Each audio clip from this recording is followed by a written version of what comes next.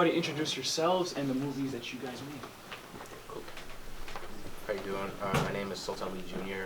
My film is Waves, the short experimental. It's a poetry short, 4 minutes.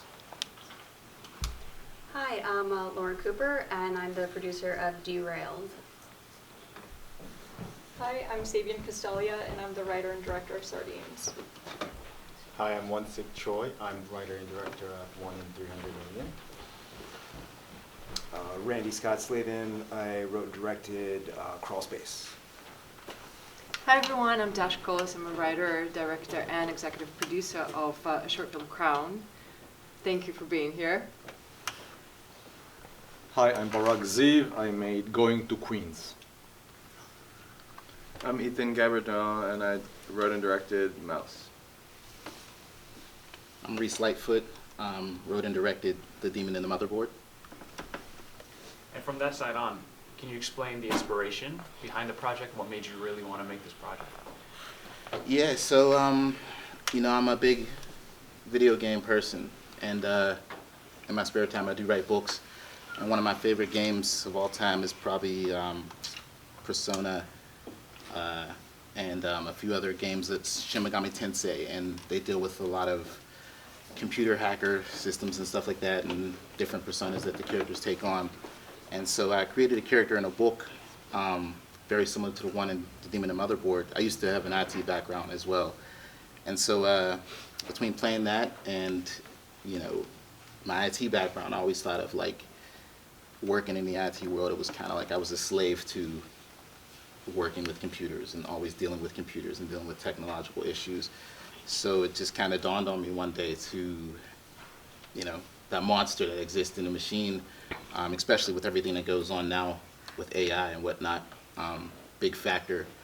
So that's how I pretty much came up with the idea, and it just went from there.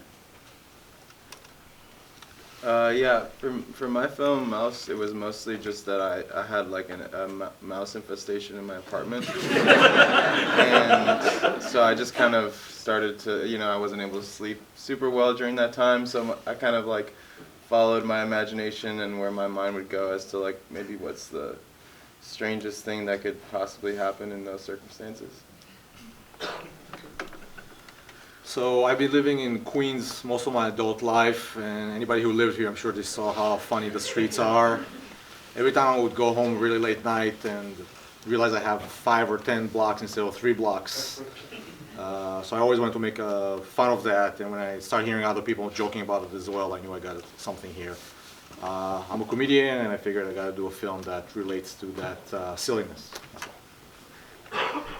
Well, inspiration for film Crown unfortunately came from a reality and we live in, and the reality is a person can be denied educational or career opportunity just because the way that person prefers to style their hair, or just because their hair might be different from the one who's hiring.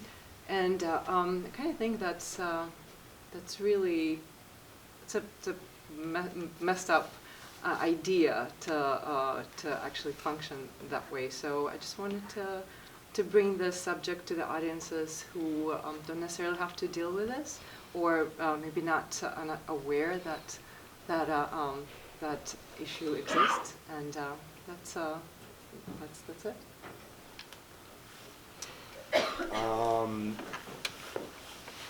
I have a daughter who's young, she's 10, and every time I hear her call my name from the other room, it can be any degree of horrifying fear as a reality. And I just kind of wanted to make a short, you know, cute horror piece about that, the fear and absolute terror of being a parent.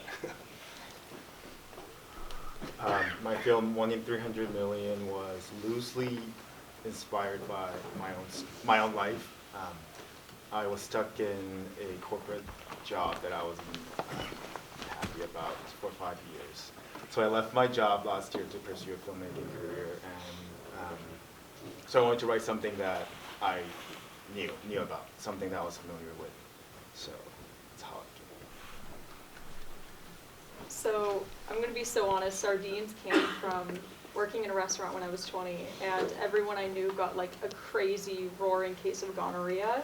And so I realized a couple things when I worked in a restaurant, which is like, one, STIs are way more common than people think it is, and two, it's insanely impossible to like get people to go get tested.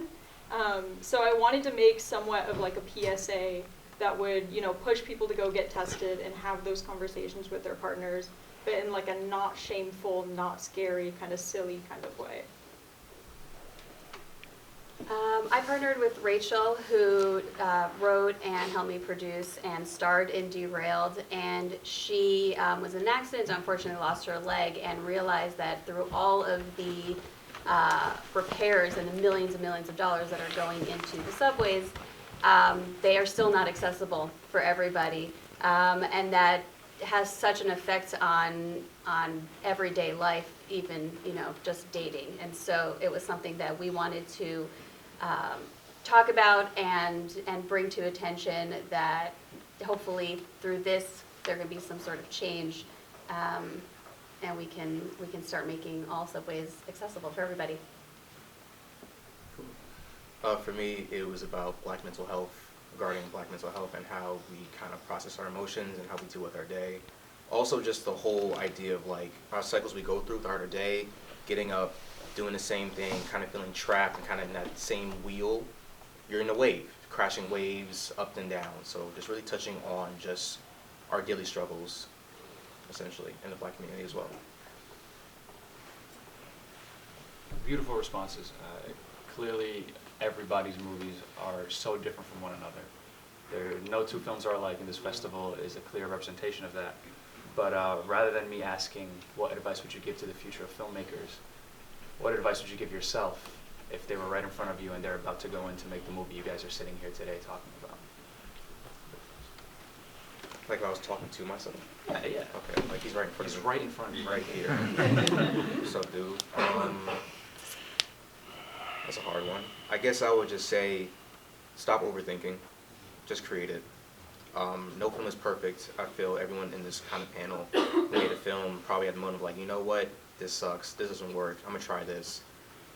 Just go with it. Don't overthink. Don't second guess yourself. The art is there, and you're making it, and you're doing something impossible. So keep going.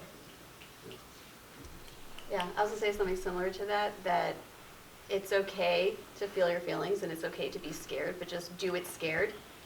Just keep going and just keep creating, and it's just gonna get easier and easier. Yeah, I feel like similar to that, it's kind of just, you know, lean on your community, have fun. Things are, of course, going to go wrong when you're making a film, and that's just, like, part of the process. And, like, you know, just roll with the punches and enjoy the process while you're in it. Yeah, similarly, same thing. Just enjoy the process, and just believe in yourself. You know more than you think you know.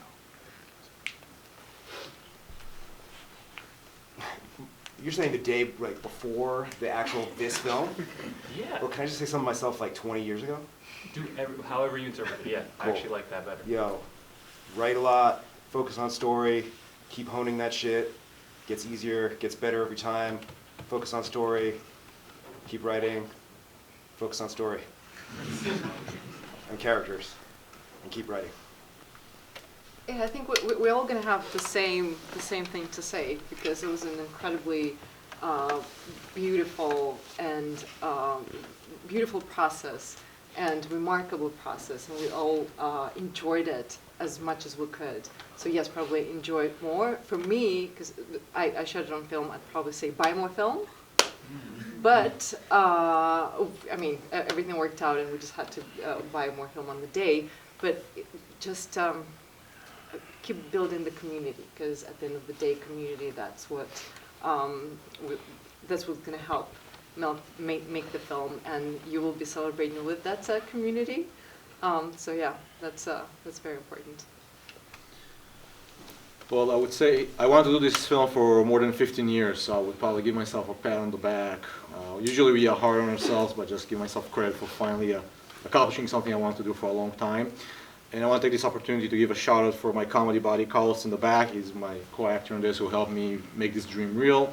Important to have good friends and people who have the same vision as you and want to do the silly, funny, whatever serious vision that you have. People want to be a part of it.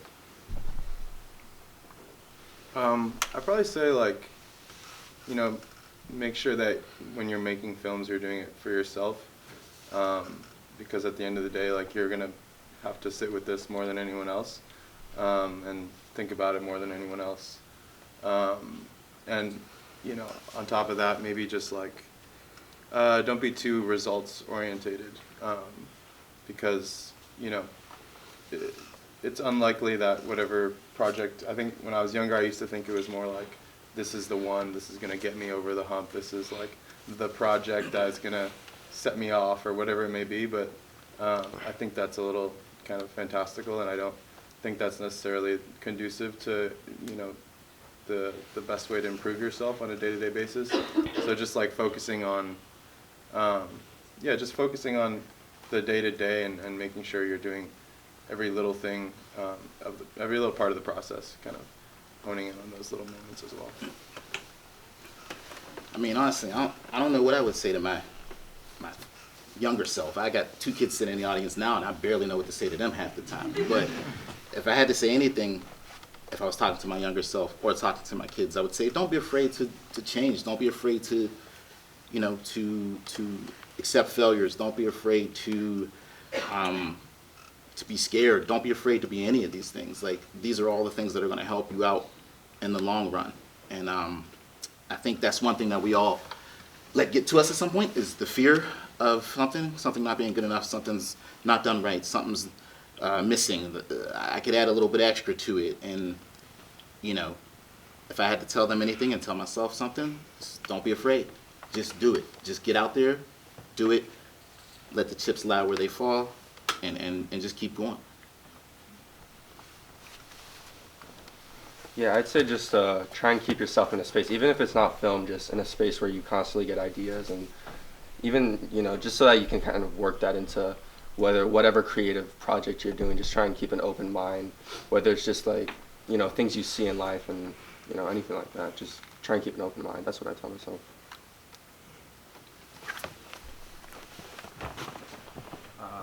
Let's give one more round of applause to this, to the Filmmaker.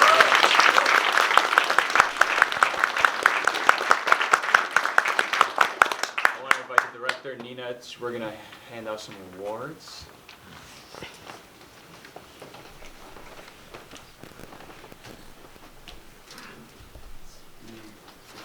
Hi, everybody.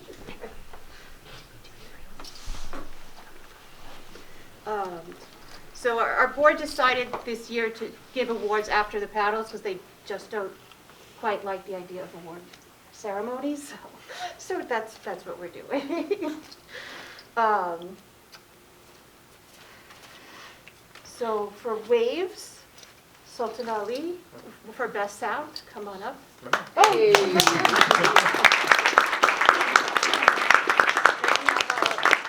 Your prize is a gift certificate to Gotham Sound, and they were the ones who chose you. So Oh, nice. hold that for a second. Do you know Gotham Sound? I do know Gotham. I use them a lot. Yeah, they're awesome. They're great. Nick Houston is our guy.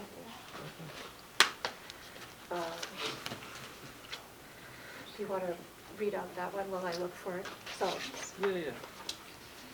And we have the winner for best performance is Brandon Middleton. hey!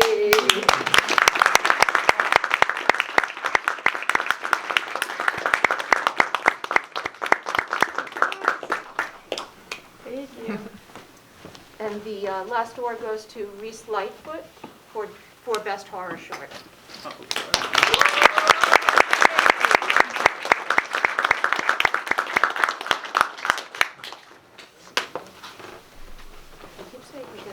There you go.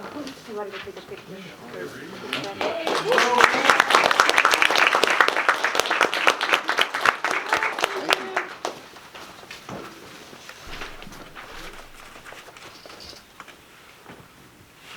And if you all could step forward to take a group photo, that would be great.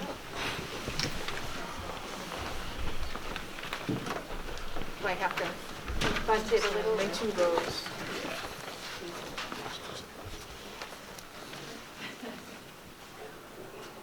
Lovely. Thank you guys.